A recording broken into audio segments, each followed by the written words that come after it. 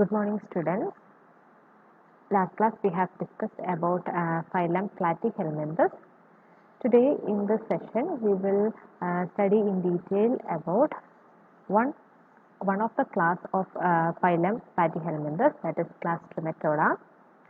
ട്രിമറ്റോഡയ്ക്ക് അകത്ത് വരുന്ന ഒരു ഇമ്പോർട്ടൻ്റ് ആയിട്ടുള്ള ഒരു ഓർഗാനിസം ആണ്. നിങ്ങൾ കേട്ടിട്ടുണ്ടാവും ലിവർ ഫ്ലൂക്ക് അല്ലെങ്കിൽ ഫാസിയോളയ്ക്ക് ഈ ക്ലാസ്സിനകത്ത് വരുന്ന അല്ലെങ്കിൽ ക്ലാസ് ട്രിമറ്റോഡയ്ക്കകത്ത് വരുന്ന ഒരു മെമ്പറാണ്.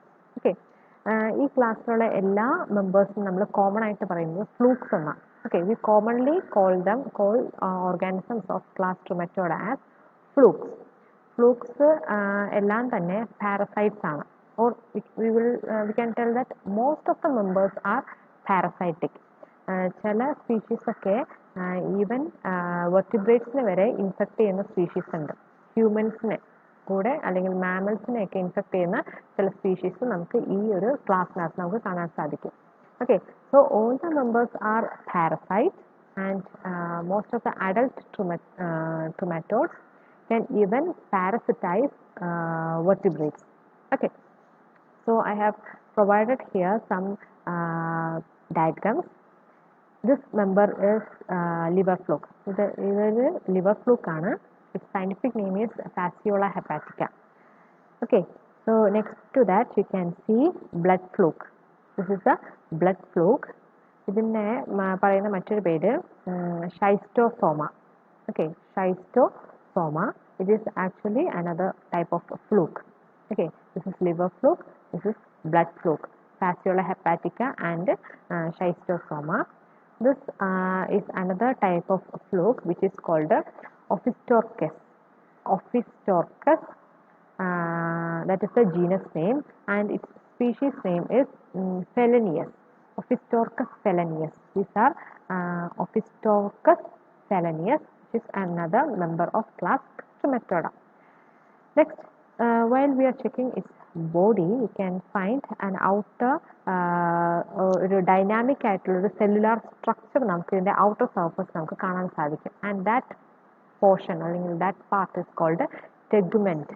ഓക്കെ, ട്രിമറ്റോഡ്സിന് പ്രത്യേകിച്ച് ഫ്ലൂക്സിനും അതേപോലെ തന്നെ ടേപ്വോമിനൊക്കെ വളരെ ഇമ്പോർട്ടൻ്റ് ആയിട്ടുള്ള ഒരു ലെയറാണ് ഈ ടെഗുമെന്റ് part.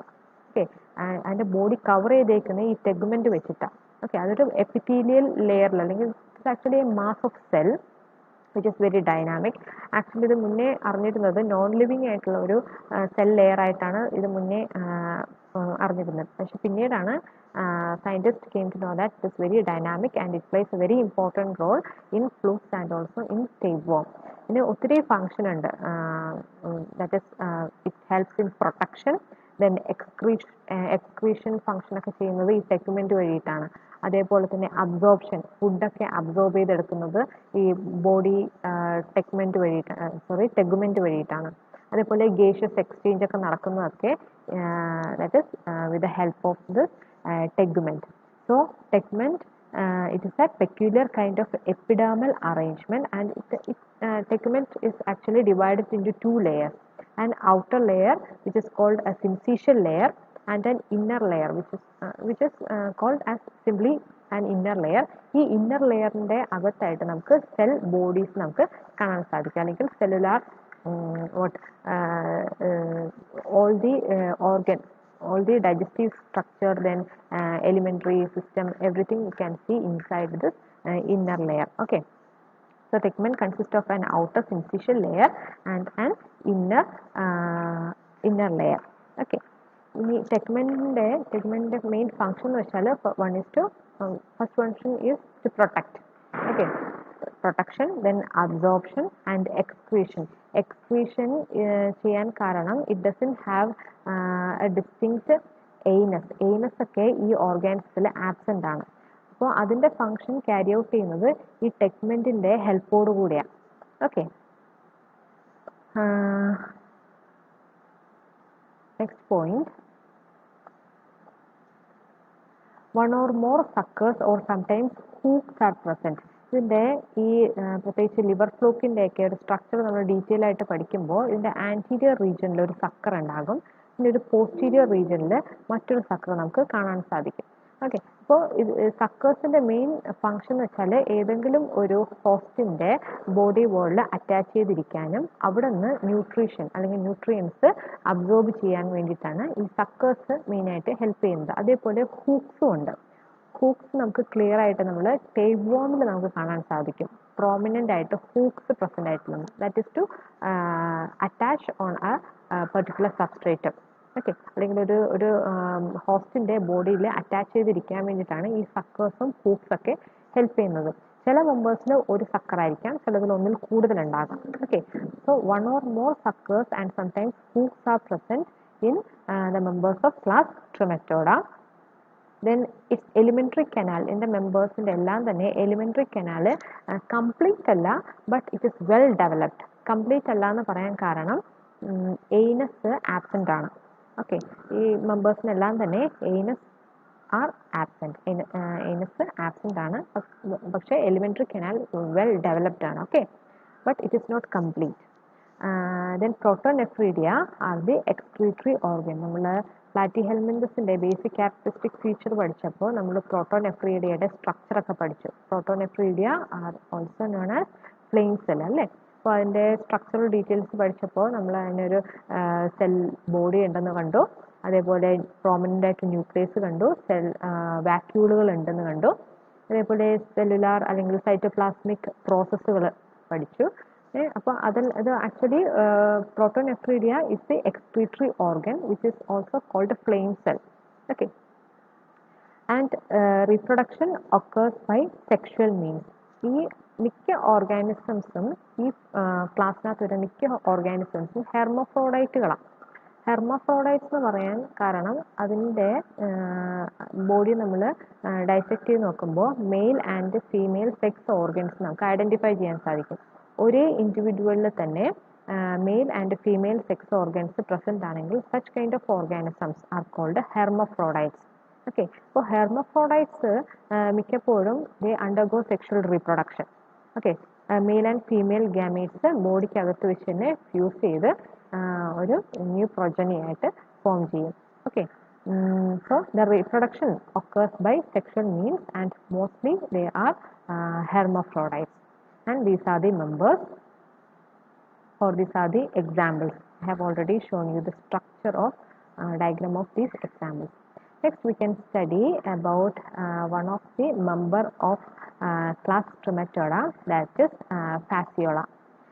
Fasciola, it is commonly known as liver fluke, and it is an important trematode parasite of sheep, then cattle and other domesticated mammals. So actually ഷീപ്പിലൊക്കെ ഇത് ഇൻഫെക്ട് ചെയ്യുന്നത് ഷീപ്പിൻ്റെ ബൈൽ ഡക്റ്റിലാണ്. ഓക്കെ. ഇത് ആക്ച്വലി ഒരു endo parasite ആണ്. എക്സോ പാരസൈറ്റുകളുണ്ട്, endo പാരസൈറ്റുകളുണ്ട്. എക്സോ parasite എന്ന് പറഞ്ഞാൽ ecto parasite എന്ന് വെച്ചാൽ ബോഡിയുടെ ഔട്ടർ സർഫസിൽ കാണപ്പെടുന്ന പാരസൈറ്റുകളിനെ നമ്മൾ എക്ടോ പാരസൈറ്റ്സ് എന്ന് പറയുന്നത്. എൻഡോ പാരസൈറ്റ് എന്ന് പറഞ്ഞാൽ ബോഡിയുടെ ഒരു ഹോസ്റ്റിൻ്റെ ബോഡിക്കകത്ത് ഇൻഫെക്റ്റ് ചെയ്യാൻ ശേഷിയുള്ള പാരസൈറ്റ്സ് നമ്മൾ എൻഡോ പാരസൈറ്റ്സ് എന്ന് പറയുന്നത്. അപ്പോൾ ഫാസിയോള എന്ന് പറയുന്നത് ഇതൊരു എൻഡോ പാരസൈറ്റ് ആണ്. അത് മെയിൻലി ഷീപ്പിൻ്റെ ബൈൽ ഡക്റ്റിലാണ് അത് ലീവ് ചെയ്യുന്നത്. സോറി. ദെൻ ഇതിൻ്റെ കംപ്ലീറ്റ് ലൈഫ് സൈക്കിൾ അത് ക്യാരി ഔട്ട് ചെയ്യുന്നത് ഷീപ്പിലല്ല. അതിൻ്റെ ഒരു പെർട്ടിക്കുലർ ലൈഫ് സ്റ്റേജിൽ it is seen infected in a gastropod which is called Limnaea.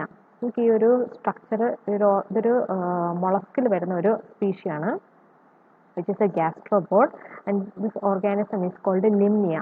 Fasciola hepatica ഒരു കംപ്ലീറ്റ് ലൈഫ് സൈക്കിൾ നമ്മൾ എടുത്ത് നോക്കുമ്പോൾ ഒരു പെർട്ടിക്കുലർ ലൈഫ് സ്റ്റേജിൽ Fasciola infect this organism.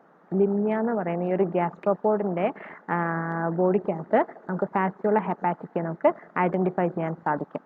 Okay.